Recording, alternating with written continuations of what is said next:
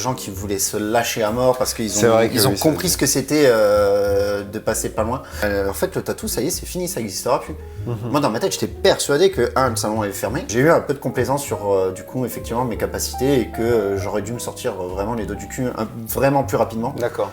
Enfin après, moi je critique pas les personnes qui ont ça, hein. Si vous kiffez votre tatouage, c'est le but. Il y a une émulation de créer des trucs ou qui se sont jamais vus, où vraiment tu sens que tu t'es dépassé sur la technique, où les gens les voient une fois, deux fois, après on passe dehors plein Saint-Louis, on boit une bière et puis... Derrière l'amateur de métal se cache aussi un grand amateur de tatouage. Bonjour à tous, c'est Thomas L aux commandes.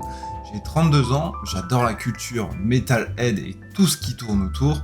J'en parle sur mes réseaux, ainsi que d'autres sujets liés de près ou de loin à ce style de musique. J'ai pris l'habitude au cours de mes dernières sessions de tatouage de prendre avec moi un micro, des questions et d'interviewer ces artistes, ces artisans de la peau et à mon tour de leur poser des questions sur leur parcours. N'hésitez pas à aller suivre les tatoueurs et leur shop sur les réseaux. On passe à l'interview dès maintenant. Première. Salut Julien, comment ça va? Ça va et toi Thomas? Ça va, ça va. Bon, on est ici pour une petite interview. N'hésitez pas bien sûr à liker, à partager. Je sais que vous avez liké la vidéo, donc vous pouvez le faire en avance.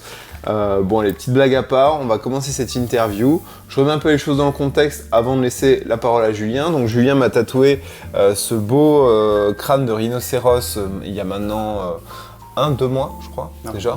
1 mois et quelques. C'était un projet que j'avais proposé, il a relevé le défi et il a fait un travail nickel. Et la petite tradition, c'est que maintenant, c'est pour que chaque personne avec qui je collabore au niveau du tatouage, c'est qu'on puisse en apprendre un peu plus sur le tatoueur, parce que c'est vrai que on est beaucoup à parler lors de nos séances tatouage, de notre vie, etc. Et les tatoueurs ont généralement une très bonne oreille pour ça.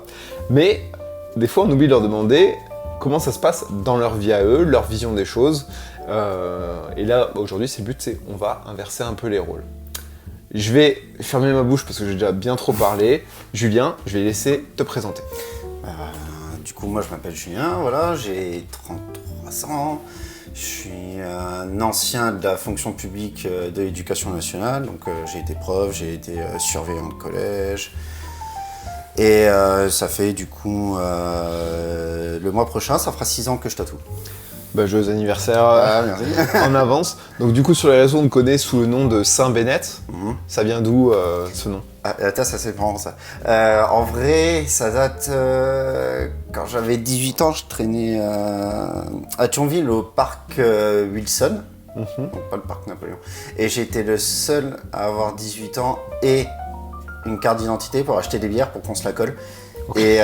Et du coup, je revenais avec les packs de bière et puis les copains, ils m'appelaient le Saint parce que voilà, je ramenais la binouse et tout. Et Bennett, c'est un prof de lycée qui n'arrivait pas à dire mon nom de famille. D'accord. Et il était là, alors du coup, ce sera Bennett à l'américaine. Et puis voilà, c'est bon. Et puis depuis, ça m'avait vachement saoulé sur le coup. Ok. Et là, ça va faire 20 ans que c'est ton blaze. Voilà, quand j'étais en coloc à Liège, les gens ne savaient pas mon prénom, tu vois, c'était Joe Bennett, et puis okay. Voilà, tout le monde m'appelle comme ça. À l'américaine, quoi, les gens t'appellent par ton nom de famille. John Bennett. Voilà. C'est stylé comme histoire, franchement, c'est pas courant. Et du coup, tu es au sein du Freak Show Tattoo Shop à Metz. C'est ça. Je remettrai l'adresse du coup à l'écran. Depuis combien de temps? 6 ans, j'ai commencé. 6 ans. Voilà, ici. Ok, impeccable. Et t'officies depuis l'ouverture en fait Non, le salon, je crois il fait ses 10 ans l'année prochaine. Ok. Puis voilà, j'ai commencé, j'ai fait mon apprentissage, et puis du coup maintenant j'y reste. Ok. Tu as un style bien particulier à toi, enfin on reconnaît assez rapidement tes tatouages sur le secteur de Metz. Comment est-ce que toi, tu décrirais ce style? Alors, il y avait toute la partie, on va dire, gravure. De quand j'ai commencé jusqu'à il y a 1 an et demi, 2 ans, où vraiment j'étais focus gravure. Et avec le temps, j'ai voulu un petit peu plus pousser le truc en mélangeant de la gravure avec des ombrages, mais en restant un peu dans la finesse sans utiliser ce qu'on appelle des magnums pour faire les ombres. Donc les magnums, c'est des grosses cartouches où il y a plein d'aiguilles en fait qui sont sur une rangée plate et qui permettent de faire des dégradés fluides. Et moi, je voulais rester sur un concept un peu critérium où vraiment on a une toute petite aiguille et puis on fait les dégradés comme ça au fur et à mesure avec un côté un peu granuleux et le contraire du lisse, justement. Et puis mélanger gravure, dégradé, faire des dégradés mais comme si c'était rangé dans des lignes j'explore. Voilà, je fais ma tambouille, de temps en temps je rajoute un peu de sel, des fois du poivre.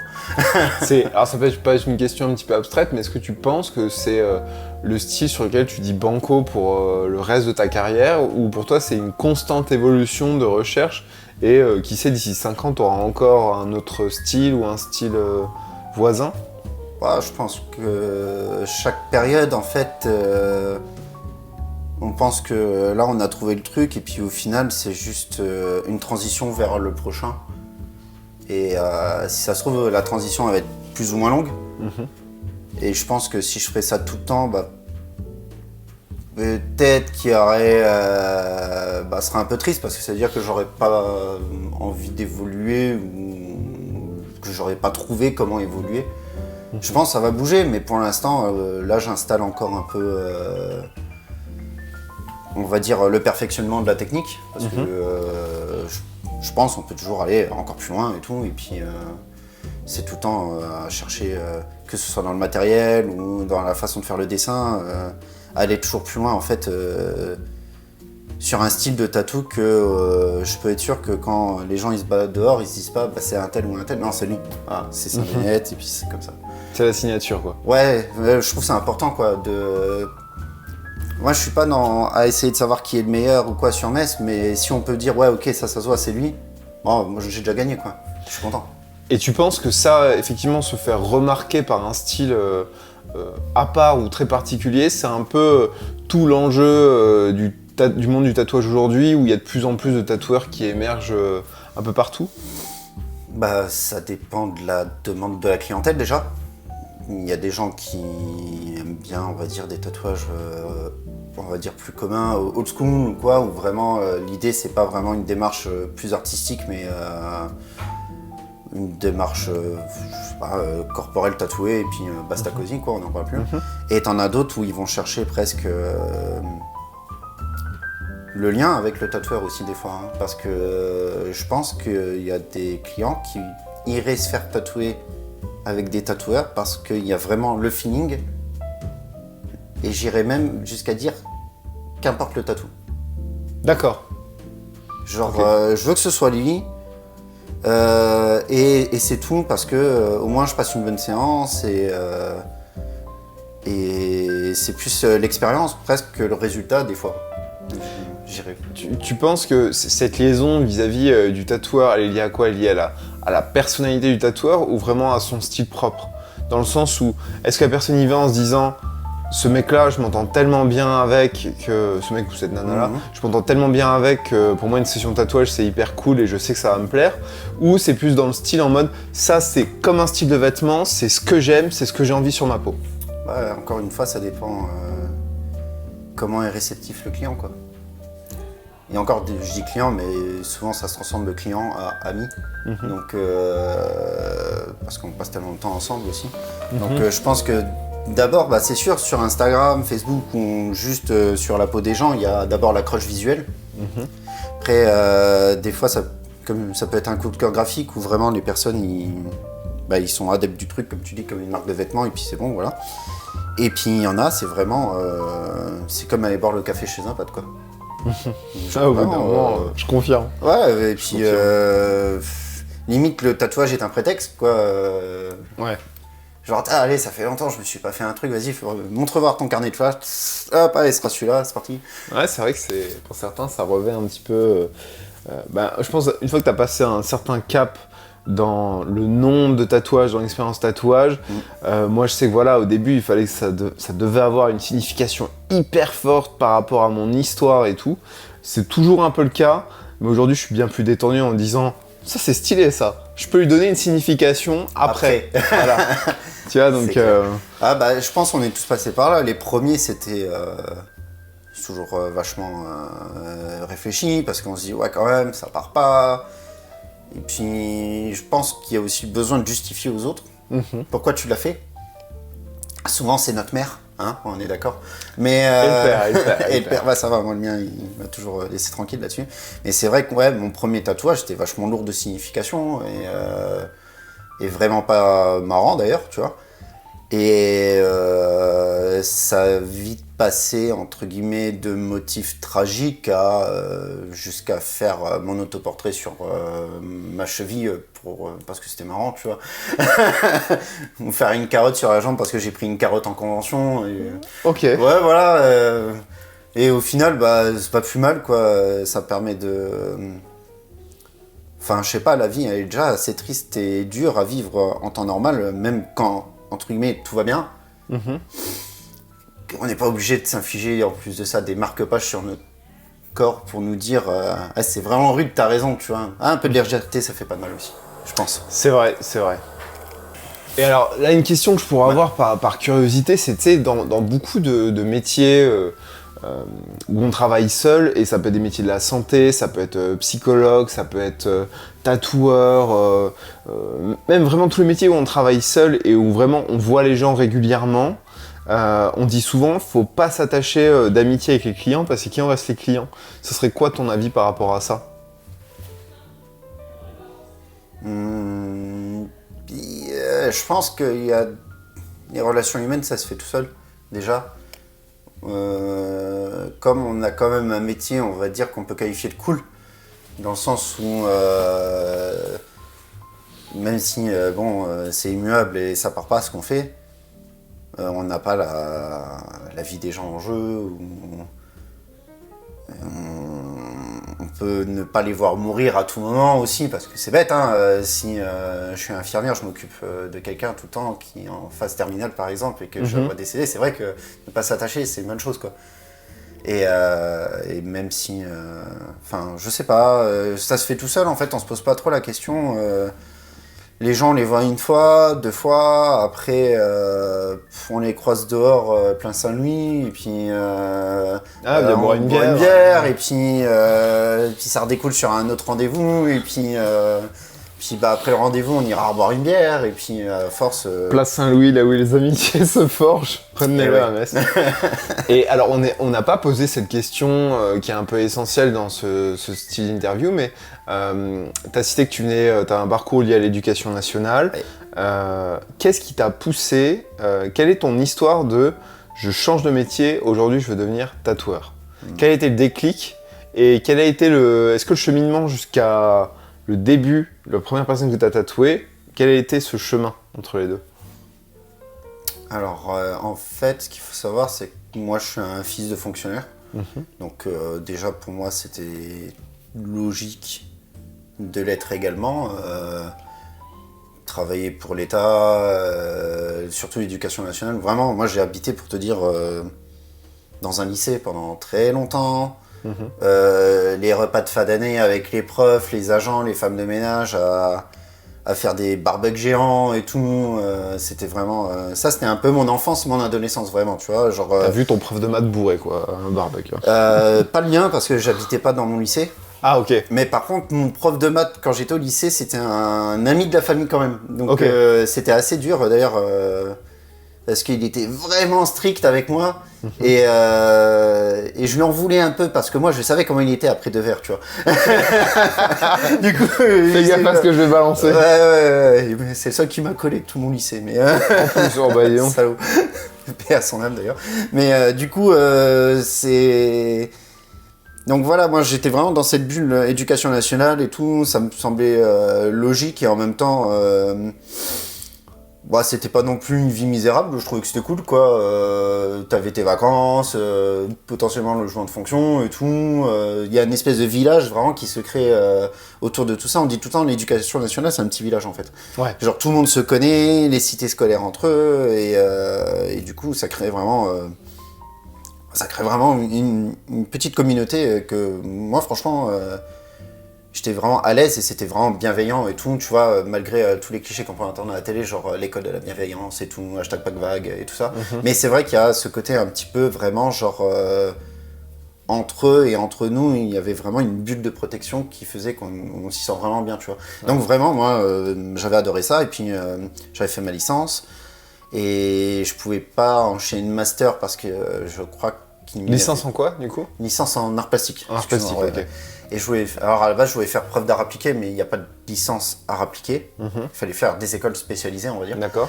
Et du coup, il y avait que un master qui préparait du coup le concours de professeur en lycée pro, Ok. en art appliqué, en région de Picardie. Du coup, en bougeant là-haut, j'ai pas pu faire mon master.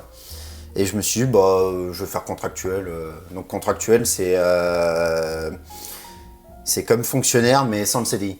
Ouais. Donc tu as une mission, comme un intérimaire. Ok. Et les profs, ça peut être 2 semaines, comme un an, quoi. D'accord. Donc du coup, moi, j'avais fait ça, c'était bien, hein, j'avais fait 4-5 bahuts. Une bonne expérience avec les gamins et tout, franchement, j'adorais. Mais vraiment, je me suis cassé les dents avec les chefs d'établissement à chaque fois. D'accord. C'était vraiment compliqué. Tu sentais qu'il y avait le côté un peu artiste qui aime pas les ordres. Genre, Ok. Se rebeller contre la société. pas jusque là, mais genre juste, je crois que j'étais trop cool. D'accord. Mais vraiment trop cool pour eux. Genre, ils avaient besoin d'un petit peu de. Plus de rigidité, Ouais, d'un voilà. cadre. Ouais, moi, Ouais. j'arrivais en lunettes de soleil en plein hiver et tout. Pour moi, je pense aux élèves, tu kiffais bien, quoi. Ils Ouais, disaient, c'est prof, vrai que j'avais d'excellents liens avec mes élèves et je me rappelle que ça a été aussi un problème parce qu'en conseil de classe, on me disait tout le temps oui, mais chez toi ils bossent, c'est parce que t'es un garçon, t'es gentil, t'es jeune et tout. Non, c'est juste vous qui êtes chiant en fait. Ouais, voilà. Ouah, ouais. Ouais, donc ça allait loin des fois. Hein. D'accord. Genre, on m'appelait le prof de gommette et tout.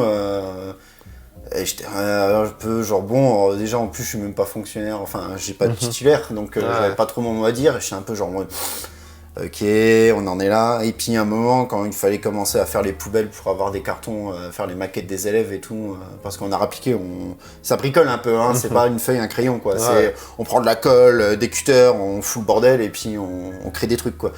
Et on n'avait pas de matos, pas de budget, rien. Et pendant un an, j'étais en ça m'a saoulé quoi. Ouais. Voilà, puis fin d'année, du coup, je me suis séparé. Je suis revenu à Metz et puis quand je suis à Metz, j'avais la flemme de recommencer les démarches pour redevenir contractuel parce que ça se fait par académie. Donc ça veut dire que si tu déménages, à chaque fois tu dois refaire un entretien d'embauche pour savoir quitter et tout. D'accord, ouais. Et j'avais pas la force de tout recommencer. Et puis j'ai fini dans un collège en tant que surveillant parce que je voulais rester dans l'éducation nationale. Et en même temps, j'ai commencé mon apprentissage de tatou en août. Donc j'ai fait une transition pendant 3 ans et demi, tatouage collège. Donc un peu comme Batman, tu vois. Ouais, Le matin, j'avais ma cape et puis l'après-midi... un stylo en main pour graver des dessins sataniques dans des pots. Et du coup, ouais, c'était dur, c'était éprouvant, mais maintenant, je me dis que j'ai pu faire sereinement mon tatouage pendant presque 4 ans sans me prendre la tête de me dire est-ce que j'aurai un client, est-ce que j'aurai pas de client. Et ça a pu aussi me donner le luxe de faire ce que je voulais aussi. Je pouvais dire non, je veux faire que de la gravure. Ok. Oui, mais t'as pas d'argent, c'est pas grave, j'ai mon salaire à côté. Je peux faire ce que, quand même. T'as pu te focaliser, t'as pu passer la phase signe infini. Ouais. Et encore, je suis arrivé après la mode. D'accord. Genre vraiment, je suis arrivé, c'était fini. Ok, bon, parfait, t'as oublié. Parfait, oui et non, c'est quand même un kiff de tatouer qu'apporte le motif, tu vois. Ouais, c'est juste dommage parce que c'est quelque chose qui a été. Enfin, après, moi je critique pas les personnes qui ont ça. Hein. Si vous kiffez votre tatouage, c'est le but, c'est juste que c'est. Il n'y a pas vraiment d'originalité. En fait, tout a été fait autour de ce signe-là, donc je pense que. Au bout d'un moment. Après, moi je suis pro-originalité. J'aime pas porter les choses que les autres ont déjà portées, donc c'est ma prise de position par rapport à ça. Ok, donc un parcours vraiment éducation nationale au tatouage. Et comment sont passées les premières années de tatouage au final? C'est d'abord on est apprenti dans un shop, et ensuite on est indépendant, et puis après, toi fils de fonctionnaire, tu as embrassé la carrière absolument opposée, c'est-à-dire l'auto-entrepreneuriat ou Capitalisme. l'entrepreneuriat. Ouais. Capitalisme. Ouais, on va poser les mots. ressources. Ouais.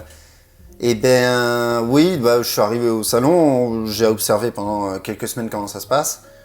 Puis après j'ai acheté mon matos, on m'a dit bah vas-y, tiens, t'as une jambe, essaye. Et c'est là où j'ai fait du coup mon autoportrait sur ma cheville, parce que je savais pas quoi faire. Et puis c'est vrai qu'en licence d'art plastique, j'avais ce thème récurrent de l'autoportrait. Et que je faisais tout le temps, et je me suis dit, bon bah s'il y a un truc que je sais faire, c'est moi. Donc, et tu l'as là encore? Ouais, je l'ai là. Là ah ouais, en plus tu l'as fait en grand quoi. Ouais. Totalement toi, je reconnais bien le troisième œil. Et puis je me suis dit, ça y est, rock'n'roll, là on casse le troisième mur quoi. Hein, ouais. Fini les cravates et les chemises un peu sportswear.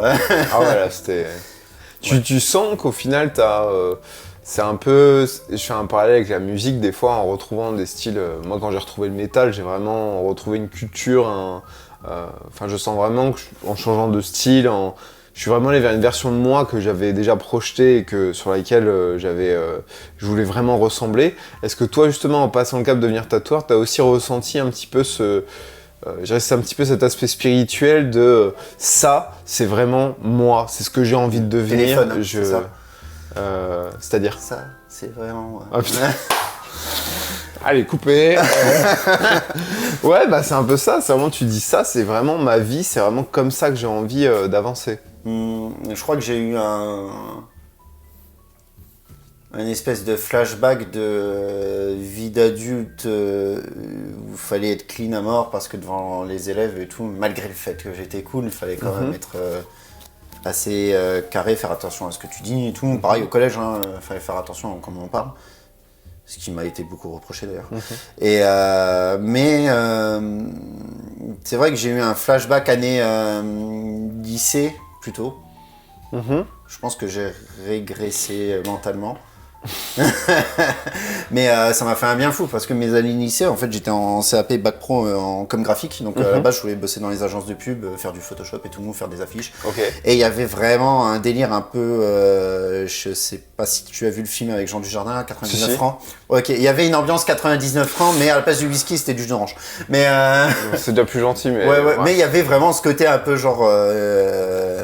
On arrivait en classe, on était là en mode c'est nous les seigneurs, on y va, filez-moi un ordi, je vous révolutionne le monde. Mais on avait vraiment ce côté un peu genre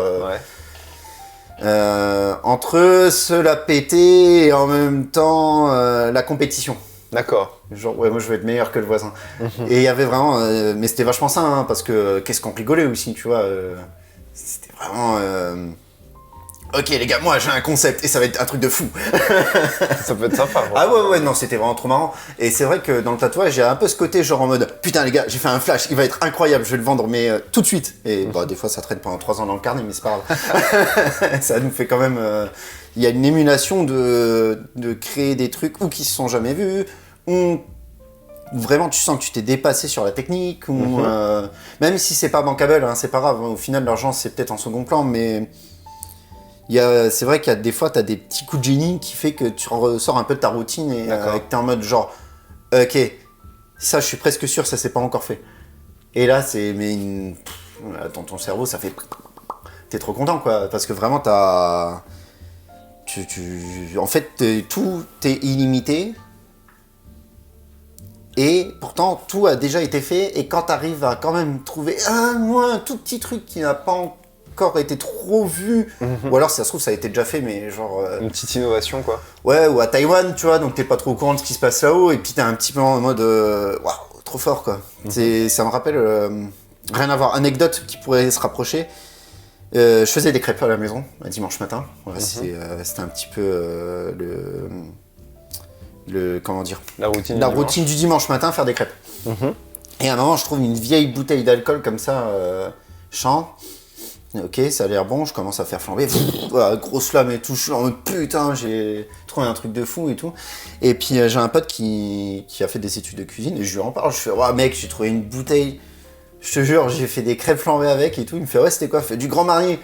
Fait ouais bah c'est bien, t'as redécouvert un grand classique de la cuisine française. Et j'étais en mode ah merde, je me sentais vachement con.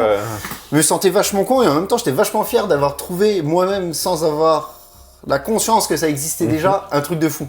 Ouais. Bah dis-toi que le premier mec qui a découvert ça, il était comme pareil que toi, il était en mode... Je pense, ouais. Genre, wow. Ouais, non, mais c'est les petites découvertes qu'on fait et c'est la prise de... En fait, je pense c'est quand on fait une prise de risque qui est récompensée. Voilà, et le tatou, bah, je pense que c'est pareil. Surtout que la prise de risque, elle est du fait que ce que tu fais sur la peau des gens, ça ne part pas. Donc du coup, t'as double peine, tu vois, genre en mode de si c'est pas terrible, c'est vraiment pas terrible et ça part pas. Donc du coup, il y a un petit côté, genre quand t'as réussi, mais genre moi, il y a des fois, je suis là devant mon téléphone et je regarde comme ça, je fais, j'ai réussi à faire ça quand même, je suis content. Est-ce qu'il y a un tatouage que t'as fait dans tes récentes années dont on affichera à l'écran s'il y en a un, dont t'es vraiment très fier?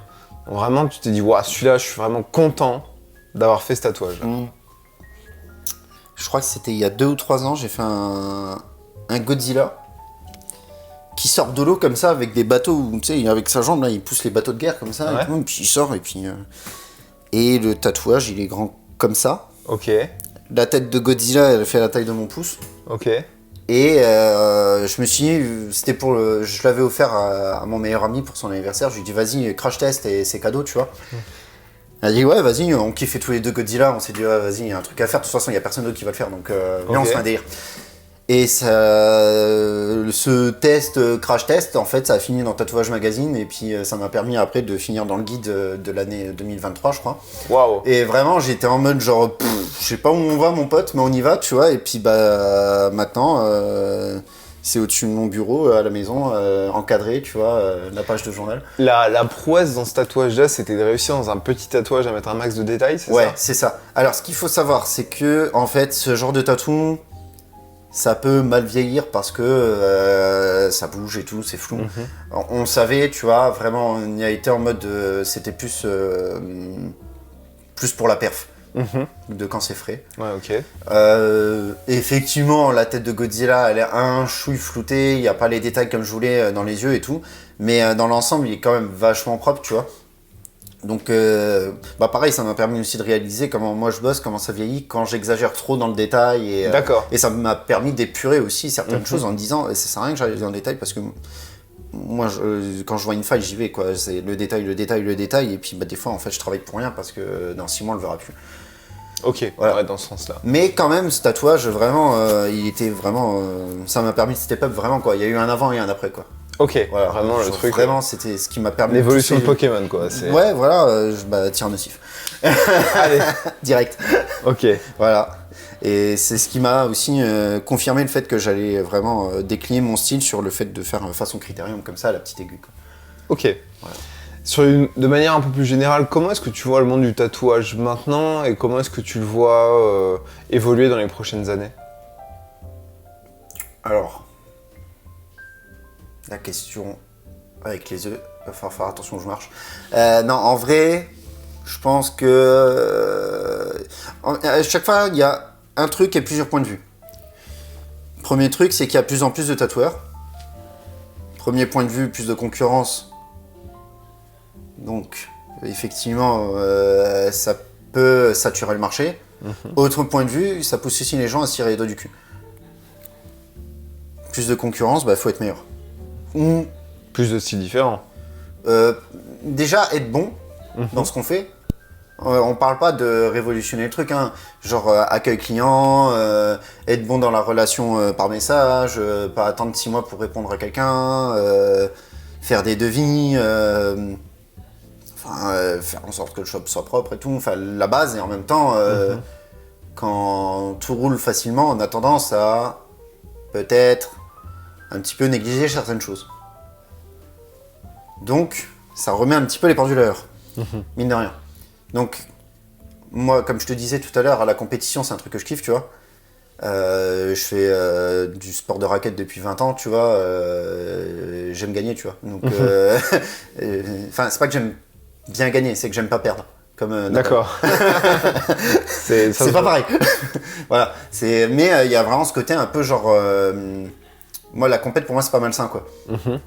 Ça te permet de te... Ça drive. Ça drive, ouais, voilà. T'as envie d'aller encore plus loin. Et puis, et si t'y arrives, bah, en fait, c'est grave une fierté, quoi. Tu te dis, on était 100. J'arrive dans les 10 premiers. c'est cool. Bon, maintenant aussi, il y a le fait que là, on parle de commerce, donc ça veut dire peut-être que dans les 10 premiers, ça veut dire qu'il y en a peut-être 20 qui vont fermer. Donc ça aussi, c'est malheureusement, c'est l'offre et la demande, quoi. C'est les salons qui vont avoir les reins les plus solides, qui vont traverser ou pas, justement, cette période, on va dire, un peu compliquée, parce qu'il y a de plus en plus de salons qui ouvrent en ce moment. Je crois que là encore, le mois dernier, il y en a eu 2. Et en même temps, je crois que de tous les échos que j'ai jamais entendu autant de gens me dire « Putain, c'est dur en ce moment ». Genre vraiment, c'est... Excuse-moi. C'est un peu galère, dans le sens où il y a eu une période d'opulence. Après, ça c'est général, du coup, au contexte économique.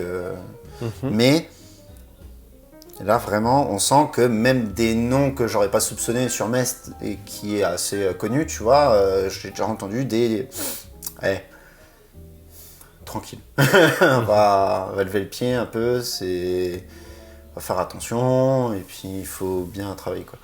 Parce que effectivement, c'est un peu dur pour tout le monde, tu vois. Genre, il y a des gros salons qui ferment, pour citer Corpoir à Saint-Just, tu vois. Je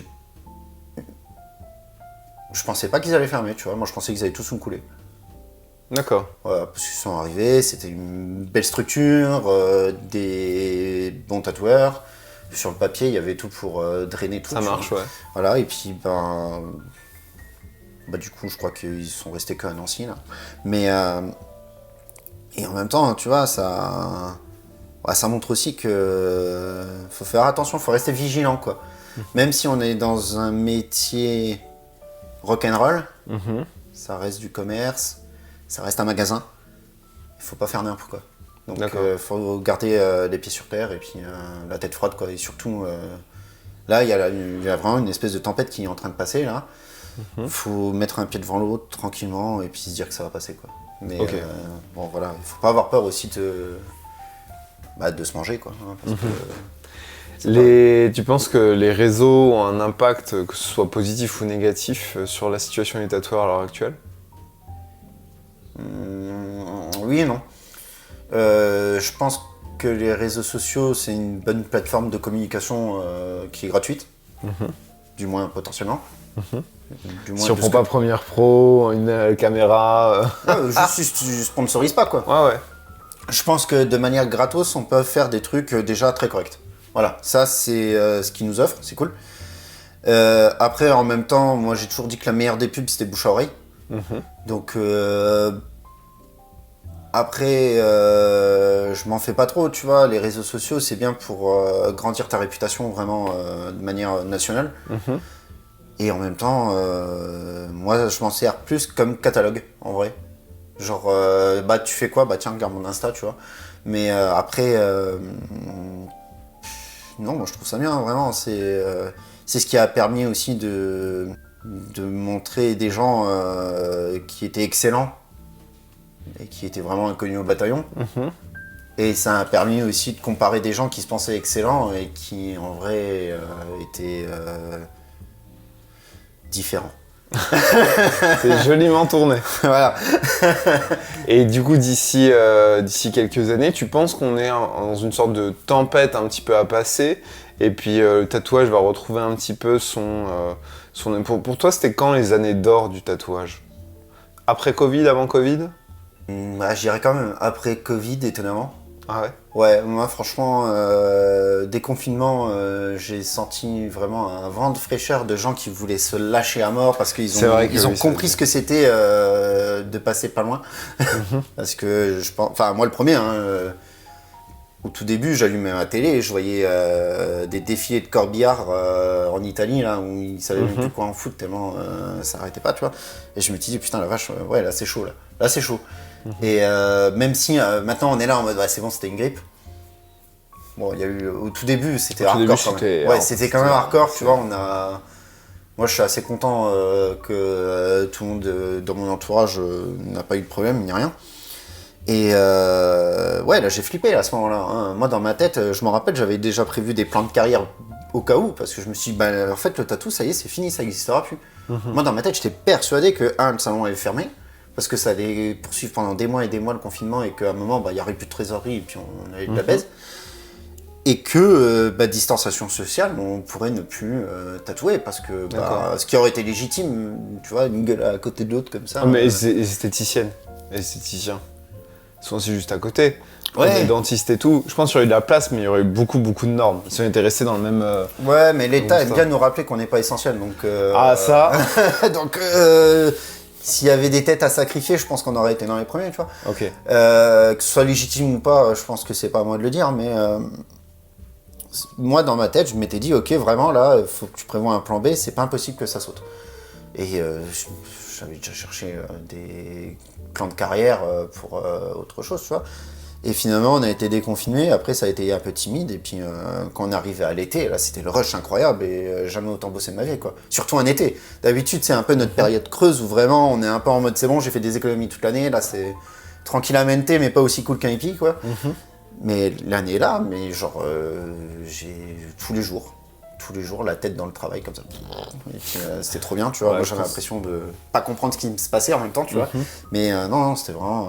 Les gens avaient envie de faire la fête, de profiter, vraiment de se dire ok, si ça tient juste à ça, alors autant je pense, profite. Puis il y a eu aussi peut-être une ouverture sur les motifs, j'ai l'impression, qu'il y a plus de gens qui se fait des tatouages, on va dire, plus exotiques, artistiques, que, on va dire, comme un Pinterest.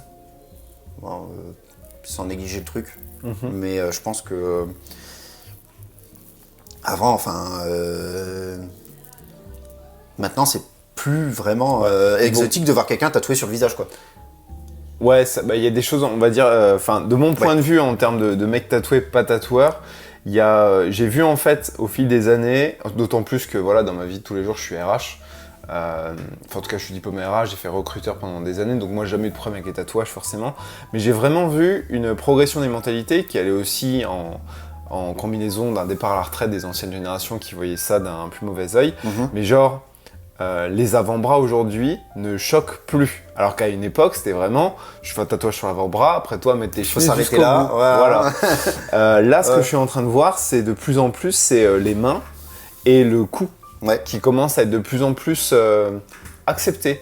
On commence toujours à voir que le cou et les mains, ça reste des professions assez artistiques, un peu indépendantes, etc.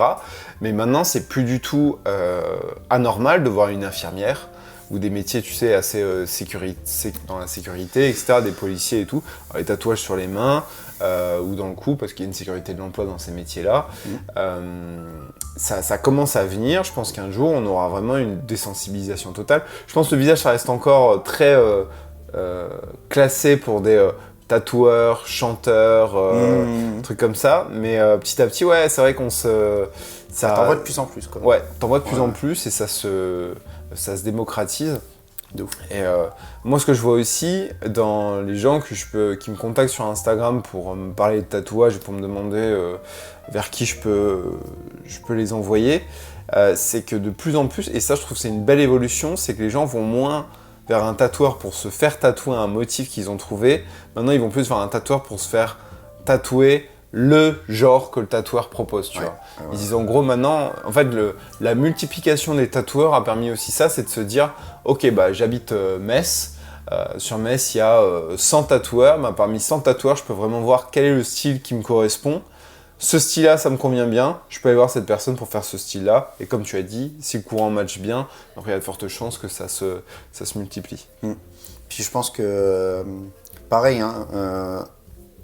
une chose de point de vue, je pense qu'il y a eu deux causes pour ça. Il y a eu la première cause, c'était qu'avant, je pense, les anciens, quand ils tatouaient tout. Ce qui était vachement polyvalent et tout, ça demandait une certaine technique, mine de rien, tu vois. Que tu passais, entre guillemets, du manga au réaliste, quand tu fais pas ça tout le temps, il fallait quand même s'accrocher, tu vois. Bon.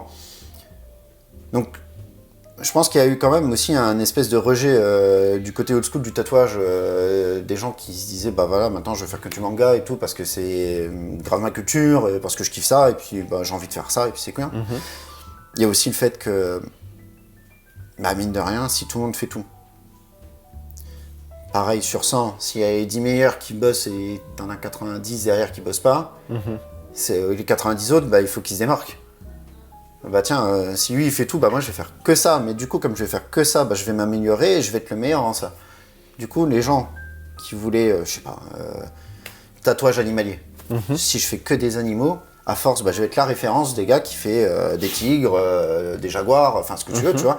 Et du coup, il va capter justement cette clientèle parce que bah, ce sera même pas, on va dire, ce sera une évidence. Vas-y, je vais me faire un chat, bah, lui il fait que ça et en plus il est bon. Bah, je cherche même pas à comprendre, tu vois.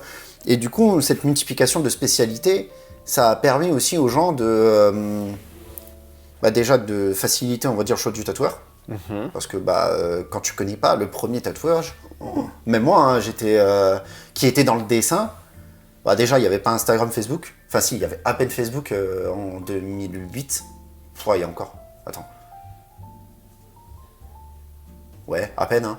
Et du coup, je pense pas qu'ils postaient ces trucs sur. Il n'y avait pas de page pro ni rien, tu vois. Et c'était un peu genre. C'était ma cousine qui s'était fait tatouer une fois là-haut, qui m'a dit bah viens, on va là-haut.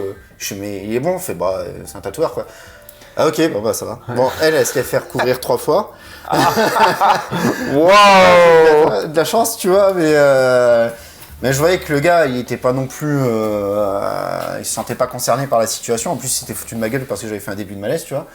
Mais Ok, super. Ouais. Vraiment les vieux tatoueurs comme on aime, quoi. Ouais, limite, il crachait sur l'épaule. Allez, c'est parti, on y va, gamin. Et moi, j'étais en mode, ah, c'est ça la vie. À l'aide. Tailleur de pierre, le gars. Ouais, grave. Puis bah voilà, et puis c'était tout. Il y avait un salon qui était au coin de la rue, et puis bah, on y allait, et puis c'est tout quoi. Et maintenant, les gens, ils peuvent. C'est comme quand tu choisis une voiture, ou si tu fais de la musique, bah, ibanaise ou pas, tu vois, tu choisis, et puis tu fais des comparatifs sur internet, et puis bon, il n'y en a pas encore. Mais ça vient petit à petit, tu vois, par rapport à des vlogs ou des retours de. Les interviews. Et ouais, les interviews par exemple. Et du coup, tout ça, bah, ça permet aussi aux gens de se dire, bah écoute, ça a l'air bien, je vais peut-être m'orienter vers lui, quoi. Après, ce qui marche bien, c'est les concours. Parce que là, effectivement, ça fédère vachement, et puis il y en a un qui arrive bientôt, Forcément. attention. Mais c'est vrai que moi, je sponsorise presque plus, je fais vraiment quasiment que des concours pour augmenter, on va dire, mes stats, quoi. Mais après, avec du recul, vraiment, hein, ce que j'ai toujours dit au final, plus par fatalité avec du recul que parce que je l'espérais, mais je me suis rendu compte, de par on va dire, ma situation d'un point de vue agenda et tout, tu vois, que au final, je préférais avoir un vrai gars qui me suit qu'une centaine, mais c'est juste pour lâcher des likes au final. Parce qu'il y a eu vraiment un espèce de plongeon sur Instagram, pour parler un peu plus technique du coup, influenceur. Il y a eu vraiment il y a eu un avant-après, un moment sur les algorithmes où quand j'avais 80, 70 likes, j'étais un peu en mode oh j'ai floppé, tu vois. Alors que j'avais peut-être moins de 1000 abonnés. Et là, en ce moment, je suis un peu genre en mode si je tourne à 30, je me dis j'ai percé, tu vois. D'accord, ouais. Et parce que peut-être TikTok, parce que peut-être je suis pas mis en avant, j'en sais rien, tu vois. Mais en vrai, je m'en fous parce que, entre guillemets, les 30 qui ont liké, c'est vraiment le noyau dur, on va dire, de ma clientèle. C'est des gens qui me suivent vraiment, c'est les réguliers, entre guillemets et tout. Et c'est vraiment eux, de toute façon, qui font que là où j'en suis maintenant. Franchement, je leur dois quasiment tout à mes clients, quoi. Hein. Des gens qui n'ont pas cru en moi au début, parce que ça avait l'air misérable sur le papier. Et puis j'ai des gens que j'ai commencé... Allez, mon deuxième vrai client, je me rappelle, j'avais facturé 20 €. Maintenant, j'ai tatoué son père, sa mère, sa cousine. Il était serveur dans un bar. Il m'a envoyé 1 million de clients que je soupçonnais même pas parce que, en plus, il est vachement humble. Il m'a pas dit ouais, c'est moi qui te les ai envoyés et tout. Et en fait, c'est grâce à des gens comme lui, au final, que vraiment maintenant, j'ai pu déjà m'améliorer et puis deux, pouvoir faire mon travail, on va dire, de manière presque sereine. Sans trop me casser la tête par rapport à mes statistiques, on va dire, sur les réseaux, quoi. Ok. Voilà, parce que je sais que avec mes clients, on installe vraiment une relation, comme tu disais, tu vois. Est-ce qu'on ne doit pas être ou non amis avec... Je sais que quand ça match, on va jusqu'au bout, quoi. Genre vraiment, on se prend pas la tête. Et puis, ça va beaucoup plus loin que du simple client, quoi. Alors que pourtant, ce gars-là, je le connais depuis 2 semaines quand je l'ai tatoué, quoi. Ah ouais, non, mais des fois, maintenant, c'est vrai que quand on me demande sur les styles de tatouage, quand on me demande d'où ça vient, tout de suite, le réflexe, c'est dire le nom, l'adresse, d'y aller et tout. Mais je pense que c'est vrai que pour un tatoueur, c'est ça qui importe le plus, c'est quand on parle directement aux gens, quoi. Pour le coup, c'est un peu du porte-à-porte sans faire du porte-à-porte. Ouais, c'est ça. De toute façon, parce que moi, j'ai été VDD à un moment, donc vendeur DD. Donc, en vrai, il y avait un dicton qui disait toujours que quand tu demandes à quelqu'un de parler de ton business, il va prendre ça du genre c'est bon, je vais pas faire ta pub et tout, nanana. Mais c'est vrai que quand tu dis rien et que tu laisses les gens faire, ils vont plus en parler que toi tu le parlerais. Parce que toi, t'as un truc à vendre, je sais pas, hein, des tupperwares. On va dire, c'est bon, c'est toi le vendeur, hein, je vais pas faire ton job à côté. Par contre, toi, tu vas acheter un truc qui fait le taf pour un blender pour faire tes smoothies, tu vois. Et tu vas le dire à tout le monde que ton blender il est incroyable, qu'en plus je l'ai pas acheté trop cher, et ça fait 2 ans que je l'ai, les lames elles sont encore bien et tout. Et voilà comment Julien vient de résumer le métier d'influenceur. Voilà, simplement. Ouais, c'est non, exactement c'est ça. On a bien plus confiance envers des gens qui sont satisfaits d'un produit ou d'un service, parce qu'on se dit, eux n'ont rien à gagner. Eux, ils renvoient vers la personne, en fait. Ils n'ont pas directement un bénéfice, ils n'ont pas un pourcentage, bon, les influenceurs, si. Mais je veux dire, il y a ce biais de confiance de dire, s'il en parle, c'est qu'il est tellement satisfait qu'il vient m'en parler. Donc, c'est pour ça qu'on a tendance à retourner rapidement, à se dire, bah, s'il est vraiment satisfait, cette personne-là que j'aime bien, en qui j'ai confiance, bah, je vais aller voir l'autre parce que je suis sûr que c'est bon, quoi. Ouais, c'est ça. Principe du bouche à oreille. Ouais, et puis au-delà de l'artisan, il y a vraiment une relation de confiance qu'on se doit aussi de créer, quoi.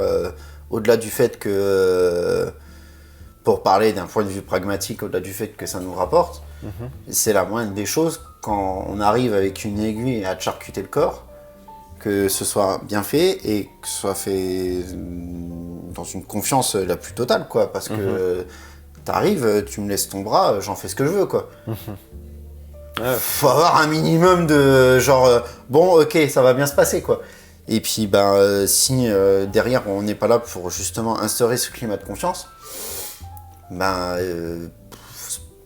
base du boulot, je pense qu'elle est là, quoi. Avant tout, c'est faire en sorte que les gens nous accordent leur confiance et après faire un beau tatou, quoi. C'est sûr. On a bien parlé de pas mal de sujets. Toi, quel conseil tu pourrais donner aux gens qui ont envie de se lancer dans le tatouage ? Ne faites pas. Non. En vrai, ne pas faire semblant. Pas faire semblant. Ouais, faut pas faire semblant. C'est un métier qui est vachement drainant, énergivore, où vraiment, comme on joue un peu sur les réseaux sociaux, faut être prêt à la critique assez sévère. Et mais c'est pas grave. Faut y aller, faut bourriner. Moi, je pense que quand j'ai commencé, je l'ai pas assez fait. Parce que j'avais un autre taf et parce que je pensais avoir des facilités graphiques alors qu'avec du recul, j'avais 10 niveaux de retard. Mais j'avais eu la suffisance de croire que ça allait, large. Alors que j'aurais dû me buter sur du dessin vraiment comme un fou, tu vois. Reprendre des bases et pas dessiner que du tatouage. Parce que pareil, le tatouage, c'est vraiment une forme bien spécifique de dessin et on fait pas n'importe quel dessin sur de la peau, ne serait-ce que des principes de composition et tout, parce que mine de rien on fait beaucoup de choses allongées, parce que bras, jambes, torse, quoi. Alors que d'habitude, moi en plus j'ai plutôt tendance à dessiner en paysage, donc je fais des trucs en largeur et tout, et je me retrouve souvent à devoir comme ça là. Ouais. Donc et souvent je fais des dessins ou des flashs où je me dis je peux le mettre nulle part, c'est bien, félicitations, t'as bien bossé. Donc bon, relou. Mais c'est vrai que je me suis pas assez buté sur le dessin et à l'époque où j'avais le temps de m'y consacrer pleinement, Et, je préférais geeker ou sortir, bref, profiter des joies de la vie, quoi. Ouais. Mais je pense que ça demande à être vraiment... Il y a le focus et il y a le full focus, quoi. Faut être presque macro. Ouais. Genre vraiment... Tu vois ce que tu veux dire, ouais. Moi, je l'ai payé, hein. Franchement, je trouve que par rapport à d'autres gens qui ont commencé après moi et qui ont percé vachement plus vite, j'ai remarqué qu'effectivement, leur niveau de dessin était largement au-dessus du mien, que c'était largement mérité et que j'ai eu un peu de complaisance sur, du coup, effectivement, mes capacités et que j'aurais dû me sortir vraiment les dos du cul vraiment plus rapidement. D'accord. Et là, ça fait du coup 6 ans que je suis en activité et ça m'arrive de reprendre des cours de dessin en ligne ou quoi, tu vois. Je fais souvent de la formation en ligne. Là, j'ai bouffé de la perspective comme un dingue il y a pas longtemps.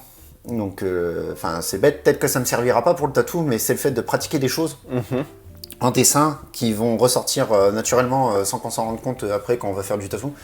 Et de la rigueur, en fait, de la rigueur à mort, quoi. Faut être vraiment autodiscipliné comme un fou. Et pareil, tout ça, c'est tous des trucs que j'ai... Pardon. C'est tous des trucs que j'ai manqué, moi, et que j'ai eu peut-être comment dire, l'audace de me dire c'est bon, j'ai pas besoin d'écouter trop les conseils des autres. De toute façon, je sais où je vais. À l'époque, j'avais 28 ans, tu vois, je me suis dit, c'est bon, je suis plus un jeune, tu vois. Mais non, même si la critique, elle est désastreuse des fois, parce que je pense que l'ego est une chose bien fragile et que on a souvent du mal à passer outre. Mais même si des fois c'est des gens qu'on n'a pas envie d'entendre critiquer, il faut toujours faire la part des choses et se dire, même si c'est une question d'orgueil, faire en sorte que la prochaine fois ils ne puissent pas nous critiquer. Quitte à jouer sur l'ego, tu vois. Mais c'est vrai qu'en vrai, faut vraiment se défoncer comme un chien, quoi. Et je vois une tatoueuse sur Paris qui s'appelle Non. Je sais pas si elle a une vie. Parce qu'elle fait que de dessiner, mais elle sort masterpiece sur masterpiece, en fait. D'accord. Tout ce qu'elle fait, c'est... Moi, je suis devant comme ça, je me dis, qu'est-ce que je suis nul. Mais on fait pas la même chose, hein. Mais vraiment, elle a... Genre, direct, elle est arrivée, elle m'a forcé le respect, quoi. Je me suis dit, ok, la meuf, elle est apprentie, elle est meilleure que moi. Direct. Et je suis convaincu que ce sera, dans 5 ans, une des personnes les plus influentes du tatou, tu vois. Ah ouais. Ouais. On mettra son Insta dans la... en dessous du tien, quand même, faut allez. d'abord. Non, vraiment, y a des gens comme ça qui forcent le respect de par leur force de travail, quoi. Tu vois, tu peux dire tout ce que tu veux, genre ouais, mais si, ouais, mais ça, non, le travail, ça paye, que l'on veut ou non, ça paye de fou. Même si t'es mauvais, si tu te butes, tu peux que progresser. C'est vrai que le travail paie toujours. C'est clair. Même si la progression peut être lente, si tu ne fais pas, effectivement, tu ne peux pas te plaindre de ne pas progresser. Donc, moi, je pense que ce que j'ai fait, voilà, je l'avoue, j'ai pas vraiment... je me suis pas acharné comme j'aurais dû le faire. D'accord. Voilà, Ce que tu rattrapes maintenant, au final. Là, je le rattrape parce que je pense que j'ai envie de passer au-dessus, quoi.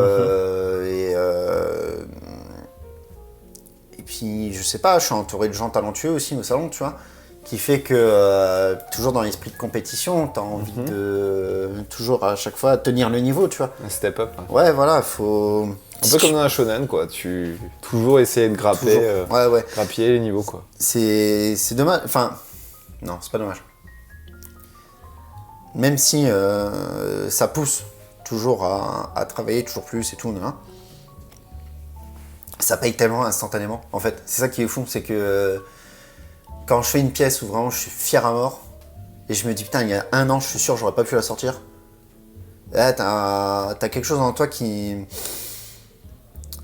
tu prends un peu confiance, tu te dis bah vas-y, bah l'année prochaine je prends un truc encore plus terrible, et puis même si je prends à contre-pied toutes les attentes, un peu comme dans la musique, tu vois, genre... Ou dans la création de contenu, hein, parce que Ouais. tout ce que tu dis depuis le départ, je fais un parallèle de dingue avec faire une vidéo, quoi. En fait, on fait de la création de contenu au final, c'est juste que c'est du contenu sur C'est peau. la et créa, pas- ouais. ouais, voilà. Après, il y a du contenu numérique et tout, il y a un peu tout. On fait aussi des illustrations, quand on fait des prints et tout, tu vois.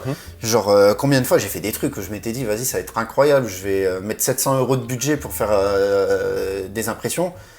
Puis t'en vends que la moitié, t'es à peine rentable, et puis t'as bon ben... on va se tirer les doigts du cul pour la prochaine fois, tu vois. Et puis en même temps, je suis vachement fier de chaque étape, quoi. Genre l'année dernière, j'ai fait un print. Tous les ans, je fais un print en fait, tu vois, pour le mois d'août. Et j'avais mis 50 ou 60 heures pour faire un truc à la plume. Qui, moi, je suis content, tu vois. Mais déjà, j'avais fait un tirage en 20 exemplaires. Déjà, il m'en reste. C'est pas une victoire. Et en plus de ça, j'étais convaincu dans ma tête d'avoir fait un banger, tu vois. Genre dans sold out en une semaine. Et ça a traîné, ça m'a mis dans une merde noire financière parce que bah, j'en ai eu pour 700 € d'impression pour 20 exemplaires. Donc j'avais préempli du papier de qualité, je m'étais dit je vais pas me foutre de leur gueule, le truc il est énorme, il fait 50 par 70, tu vois. Et comme ça tombe en été et que, comme je t'ai dit tout à l'heure, l'été c'est période creuse, c'était un petit peu dilemme, genre je le fais pas. Et j'étais en mode, allez tapis, on pose. Bon, j'ai été à peine rentable, mais cette année j'ai envie de faire mieux, quoi. Donc je vais changer de stratégie, je vais vraiment faire à contre-pied par rapport à l'année dernière. Donc léger spoiler, ce sera pas de la gravure. Mais parce qu'en ce moment... Avant-première. Eh ouais. Non, mais parce que j'ai envie d'explorer d'autres trucs aussi. Ok. Donc si ça se trouve, mon contre-pied va payer. Si ça se trouve, je vais faire un flop incroyable. Mais en même temps, avec du recul, je me dis, ouais, mais l'année dernière, le truc que t'as mis 50 heures à la plume, que si tu te trompes une seule fois, t'es foutu, tu dois tout recommencer. Parce que j'ai recommencé 2 fois. Et quand je l'ai fini, j'ai été tellement content. J'ai été tellement content d'imprimer 20 exemplaires en papier d'art, vraiment, et de me dire, ok, là, t'as 30 piges passées, t'as sorti vraiment ton premier truc artistico-tatoueur, on va dire. Et j'étais vraiment content. Et puis il m'en reste, mais c'est pas grave, tu vois. Quand je les revois, à chaque fois, je me dis, ouais, franchement, j'ai tout donné, 0 regret, tu vois. Et ça, vraiment, c'est... Les échecs, au final, c'est des marches qui comptent double par rapport à des réussites. Parce que même si les réussites, t'es content, t'en profites et tout, les échecs, t'as le temps de bien les contempler. Vraiment, tu les vois comme ça. Quel daube. Mais en même temps, il faut prendre le temps de les contempler, de les assimiler. Et si tu ne le refais plus, bah, t'as progressé. Ouais, c'est vrai. Donc, et ça, c'est pareil pour le dessin. C'est pareil pour tout, en fait. Faut se forer la gueule bien comme il faut pour que ça imprime pour de vrai. Et puis après, bah, on continue, quoi. C'est clair. Puis jamais le refaire. Si tu le refais, bon, bah, essaie d'imprimer la deuxième fois, quoi. Super, bon, franchement, c'est une belle note de fin. Il reste quand même une question bonus, Yep. un peu surprise. T'es aussi fan de métal? J'ai beaucoup écouté quand j'étais jeune. Ok. Ça m'arrive de réécouter quand j'ai besoin d'un petit coup de... 3 groupes que tu conseilles. Ça peut être des vieux, des anciens, ça peut être... on peut même sortir un peu du métal. Ok, alors, gros coup de cœur de mes années lycée, ce sera Esprit du Clan. D'accord. Voilà, ça j'ai beaucoup kiffé. Classique au jambon, mais Linkin Park. Fait toujours le boulot. Voilà, Meteora quand j'étais en 3ème. Normal. Voilà. T'arrives au Décathlon, t'écoutais Breaking the Habit. Voilà, c'était ouais, album pivot, je pense. C'est fou parce que on dit toujours ouais le commercial. Alors ouais, c'était commercial et en même temps, putain, qu'est-ce que ça a mis une giga Ah, mais claque. il y avait des super messages dedans. Hein. Enfin, Linkin Park avait... De toute façon, oui, dans le message commercial, c'est des thématiques un peu plus... peut-être un peu moins sombres, moins légères, mais ils ont quand même parlé de sujets qui prenaient au trip. Breaking the Habit, c'est quand même très fort les paroles quand on s'y penche. Mais il faut avoir la curiosité d'aller voir les paroles, d'aller voir la traduction et de se dire « Ok, c'est ça, quoi ». Parce que le clip, des fois, ne dit rien par rapport aux paroles de la musique et il y a des choses qui sont waouh, très puissantes. C'est Bresson. Ouais, Dark Sasuke. Et du coup, en 3ème, Allez, j'hésite, mais je dirais quand même par rapport à l'énergie, Black Mamba. Black Bomba? Ouais, Ok. voilà, ça aussi c'était. C'est qui passe à bientôt Moselle. Ah ouais. Ouais. J'ai préparé la playlist. Ah la vache, avec des cannes et tout, comme ça. Je sais pas, mais ils vont certainement finir par Sweet Mary, hein. Ça c'est clair et net. C'est clair, ouais, ça aussi c'était Mais- un peu genre. À l'époque, ils étaient big. Hein. Ouais, bah ça passait tout le temps en festival avec Dagoba et puis. C'est ça. Voilà, c'était trop bien. Le bon trio avec il y avait qui d'autre? Test des fois. Ouais. Il y avait Esprit du Test, Clan, Massisteria, ouais. enfin bref. Tous ces Eds grands aussi, classiques. j'aimais beaucoup. Ouais. Voilà, c'était sympa. Ah là là, nostalgie. Ouais, mais moi j'ai que des groupes de vieux donc forcément. Ah bah, je comprends. C'est vrai que. Mais je pense que ça parlera beaucoup. Dites-le en commentaire du coup si vous avez reconnu les différents groupes qu'a cité Julien. Julien, Ouais. on a fini cette interview. Est-ce que tu as un mot de la fin pour les personnes qui regarderont cette vidéo, qu'elles soient tatouées, non tatouées, tatoueurs? Quoi qu'il arrive, faut pas avoir peur de ce qu'on fait et puis il faut foncer quoi. Et puis quand on croit à un truc, faut y aller à fond, puis c'est tout. Voilà, qu'importe les barrières ou quoi, faut foncer. Je valide totalement ces propos. Je vous dis à la prochaine vidéo, les chevaliers. On va peut-être finir les petites vidéos de coupure avant la fin. Et je vous retrouve la semaine prochaine pour de nouveau une thématique vidéo, cette fois-ci bel et bien liée au métal, même si on en a parlé un petit peu quand même. Merci à tous, n'oubliez pas de liker et partager, c'est hyper important.